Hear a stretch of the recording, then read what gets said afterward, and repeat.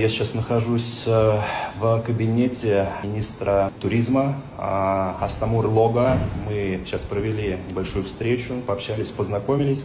И тема, конечно, была максимально важная для Абхазии. Это нелегальные маршруты, туры, экскурсии. Сейчас у меня огромный посыл и просьба ребят, которые водят на минивенах экскурсии нелегального формата без использования экскурсоводов Абхазии, очень хотят пообщаться и найти тот компромисс, тот вариант развития событий, чтобы использовать тот ресурс, который непосредственно с самого верха нам сейчас предоставлен, и решить проблему нелегальных экскурсоводов в Абхазии. Астамур Лога, министр туризма Абхазии, хочет сделать обращение с помощью меня в нашем канале.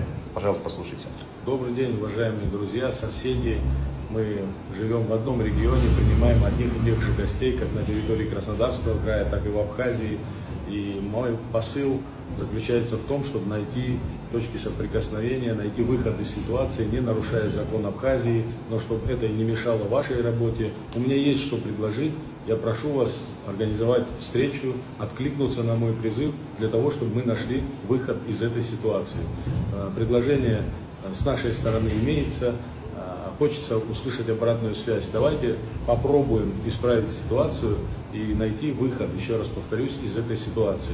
Готов встретиться с вами, дорогие друзья, как на территории Абхазии, так и на территории Большого Сочи, где будет удобно, потому как главной целью для меня является найти правильное решение для того, чтобы такого рода, как оскорбительные вещи воспринимаются с вашей стороны, не были слышны в Абхазии, так и закон не нарушался абхазский. Поэтому я прошу вас еще раз убедительно, давайте найдем возможность встретиться и попробовать решить этот вопрос обоюдно, чтобы никто не пострадал, чтобы решение устраивало всех.